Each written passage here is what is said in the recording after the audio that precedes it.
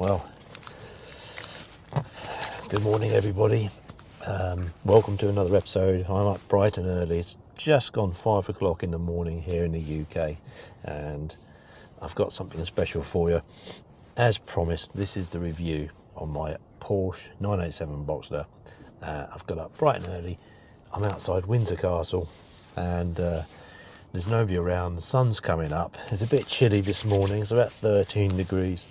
But I'm going to take you through Windsor, out through Windsor, through Sunningdale, through Chobham, and back to where I live in Woking. Hopefully the roads will be nice and quiet, and I'm going to be able to share with you the joys of the Porsche Boxster, which starts with the key.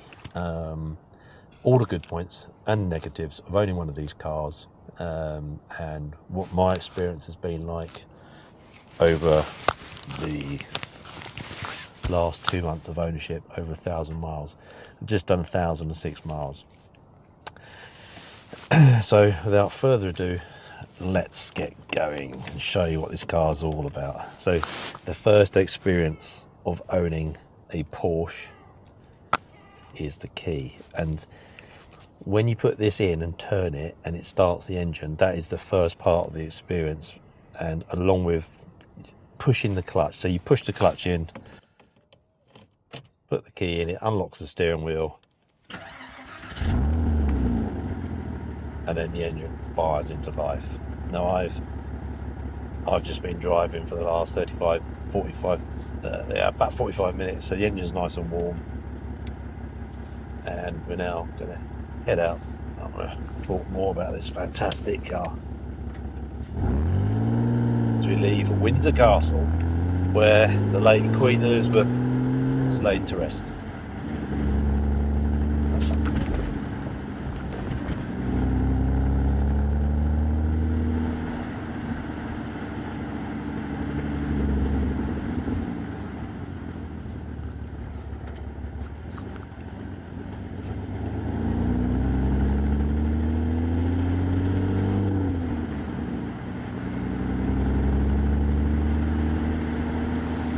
Now, some great roads on the way back, and I apologise if I suddenly just go quiet. It's because I want to share with you that experience of the flat six. So this is the second generation Boxster. This is the 987. This model is the 2.7 litre 5-speed manual, and it's covered 171,000 miles, just over. And apparently this generation only shared 20% with the generation before it, the 986. So 80% of this car was new, and one of the big differences was the overall oval headlights. A lot of people preferred the look of this over the old oval headlights, which is one of the reasons I bought it. I just prefer the modern look of this, but there'll be people out there that prefer the looks of the 986. And that's a great car in its own right. You know, it's nice and light, and it's got plenty of power. So yeah, every generation of Boxster is good. There's not a bad one. Now this one's got the 18-inch Boxster S alloys on it. That was an option at the time, and I've also got the white dials. So just as we head out of Windsor quietly, try not to wake everybody up. You can hear that engine. So this is just second gear, just cruising along. Straight away, the handling of the Boxster is just unbelievable. When I climb out of my BMW 1 Series M Sport and get into this, you know, really makes you realise how spongy the M Sport balance and steering is compared to the Boxster. The Boxster makes every other car look bad. Honestly, the way this goes around corners, it just shouldn't be possible, and it's just a joy to drive. Lovely short throw gear shift in the Boxster, quite a weighted clutch. So we're doing about 30 miles an hour, second gear, 3,000 RPM. Just going to wait until we get past the speed limit. There we go.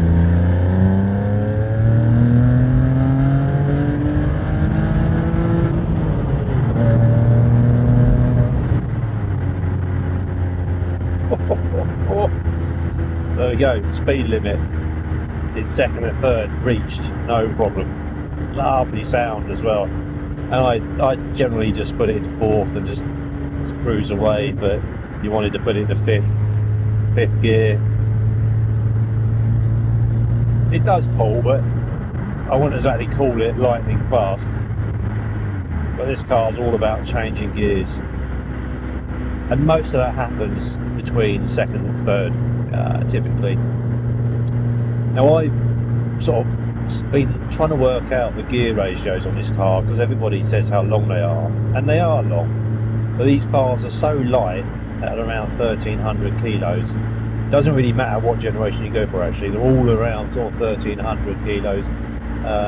Maybe a later car with PDKs 1,350, but it just, because of the weight, these things just pull in any gear. I mean, fourth gear is fine, you know. I'm not going to beat a Lamborghini off the line, or maybe even a Subaru in fourth gear, but when you start getting down through the gears, you can make progress quick. You know?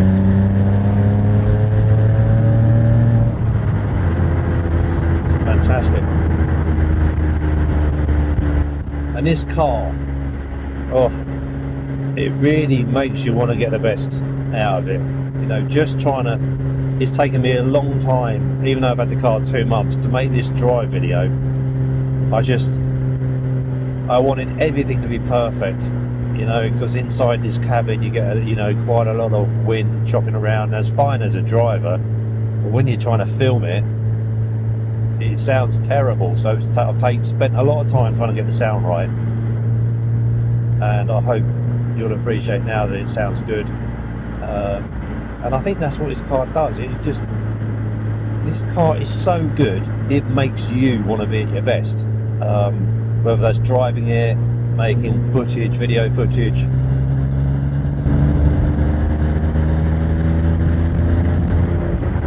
So good.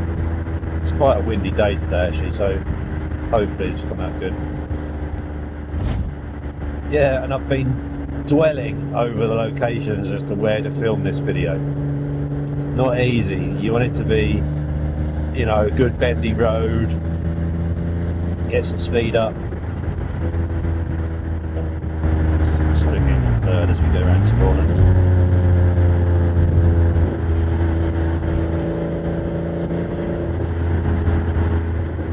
Yeah, third gear sounds good when you get over 3,000 RPM. Beautiful roads here around Windsor.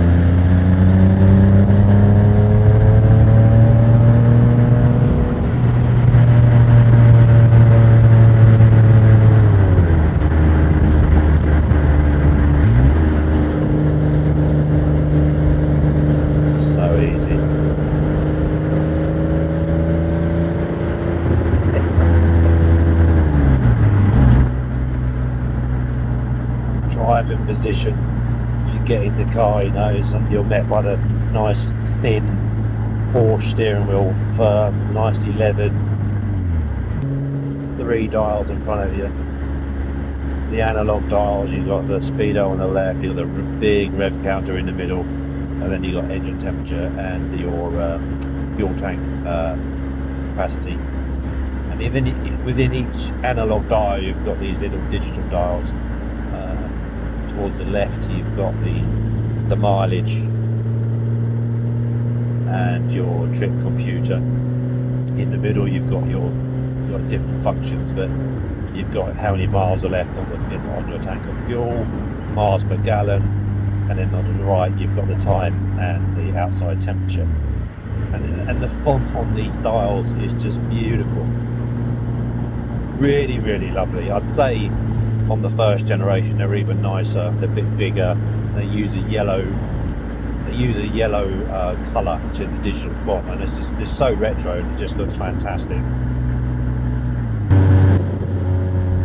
Steering wheel, nothing on it apart from the horn. It's a very simple steering wheel.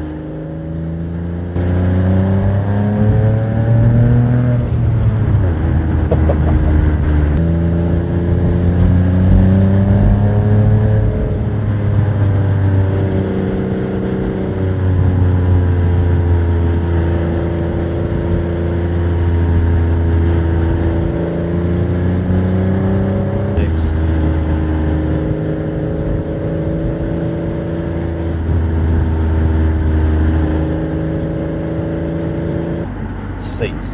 So these are the optional extra sport seats, which are quite rare in the 2.7. So third gear just pulls away. It's lovely, and they do a great job of soaking up bumps. Now, my car needs a fair bit of work doing to it from a suspension point of view, so it's a little bit clunky. But on a good road, you can really see the pedigree that this car has. It's phenomenal. Oh, sounds so good. So good.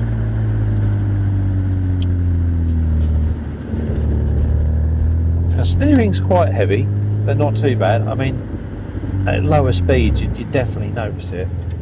That is for sure.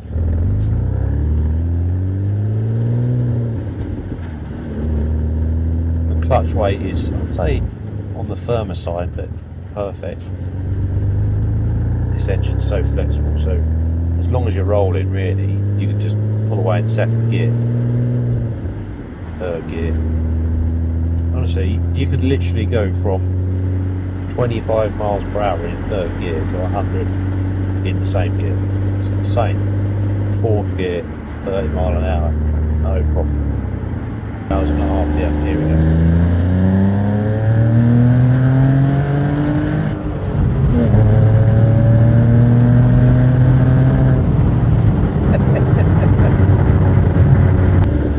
Do this around 50 miles an hour, like that.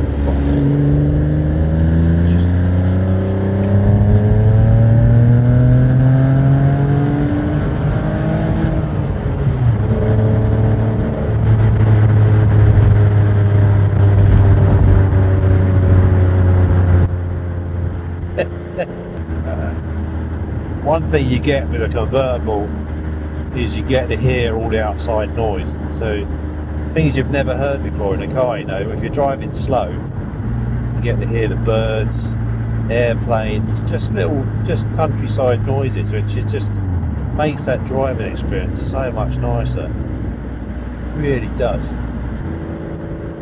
The way this car just flows through the roads, it's just sheer joy. It really is.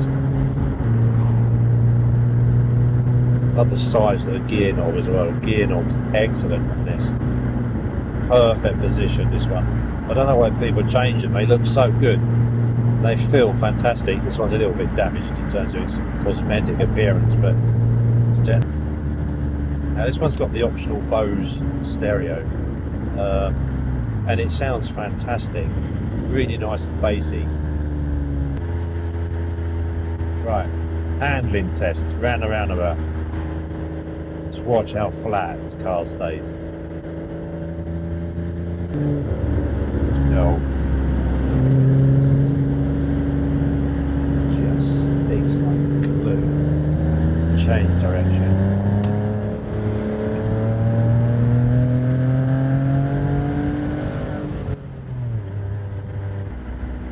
But yeah, what else can I tell you? The Bose Hi-Fi is fantastic, but to be honest with you, if you were looking to buy one of these cars and it didn't have it, I wouldn't worry, because I hardly ever have it on. Every time I put it on, I just turn it off within 2 or 3 minutes because I just want to hear the engine and the elements around me. So honestly, I wouldn't worry about it if it doesn't come with one.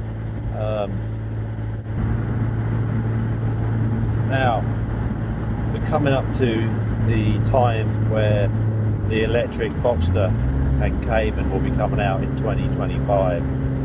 There's a lot of talk about it, and there was actually a prototype made back in 2011, which was quite interesting. I think it was a Cayman, and I know it was a Boxster. It was a Boxster, and it weighed 1,600 kilos. They did 3 prototypes. There was one with electric engines on 2 of the wheels, and there was one with just an electric engine at the front. And it weighed 1,600 kilos. It had 240 brake horsepower and 570 newton meters, or 540 newton meters of torque. So it's going to be interesting to see where they pitch this new EV. Now I say it's got to have more power than that. I mean, I'd say it's going to be somewhere around 450 horsepower and probably similar torque. I hope it's going to have a range of about 300 miles. But the thing that I hope they've sorted out, and knowing Porsche they probably will have, is the weight. You know, these are all around 1,300 kilos, and it just, you can just tell you know, there's no weight to it. So if Porsche can keep the weight down to sort of 1,600, then I think they've done well. I'm worrying that it's going to be around the 2,000 kilo mark, which is going to affect how this thing steers, you know.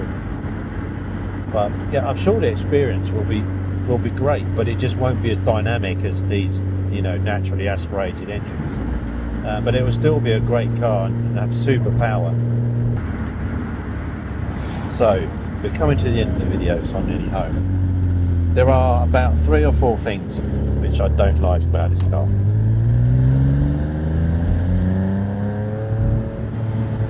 That's not one of them. First of all, I'm not a big fan of the rear spoiler. Just don't like the look of it. You can't see it from the cabin either, in the rear view mirrors or the wing mirrors. You just can't see it.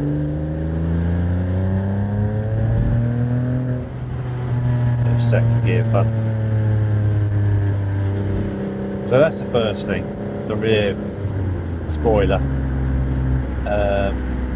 Secondly, my one doesn't come with a sat-nav screen. I know you can have them fitted, they're about £1,000, you know, but I paid just under £5,000 for this car. Am I going to put £1,000 sat-nav screen in it? I don't know, maybe, not sure. So that's the only other thing, you know, I wish I had one with a sat-nav in. So if you're thinking about buying one of these, consider that, because I think it does make the experience a bit more enjoyable. And thirdly, I guess, really is a running cost to these cars, the tax. Now if you buy a 2005, tax on these are about £400 here in the UK, but 2006 they revised the emissions, and this one is £715, which is quite steep, and you know, I'm guessing it's only going to go up, so at some point these are probably going to be £1,000 taxed, which kind of takes away the enjoyment a bit. For me to insure it's about 350 quid. You could probably do it for 300. So, you know, at the moment it's about £1,000 to run this car on the road, which I could live with. And obviously I make money through YouTube a little bit, so it helps fund running this car really. And that is it. There's nothing else wrong with it. It's super practical. It's got really good size front and rear boot, which I'm going to show you in another video. But it just does everything. It's a cruiser, it's a sports car, you know, 3rd gear, just cruising through the village, not making too much noise. If I was being really critical of the engine noise, I'd say 3rd gear could be a bit noisier. And of course, the engine really sings when you get into the revs. So in 3rd gear, you know, you're at speed limit to get good noise out of this thing, but it definitely makes better noise in first and second, which is fine. They're the, second gear you're in most of the time, to be honest with you.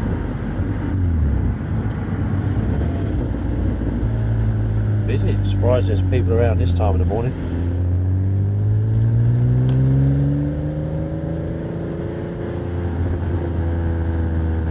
So there we go, folks. That is the first drive of the Porsche 987 Boxster. There'll be plenty more in this car.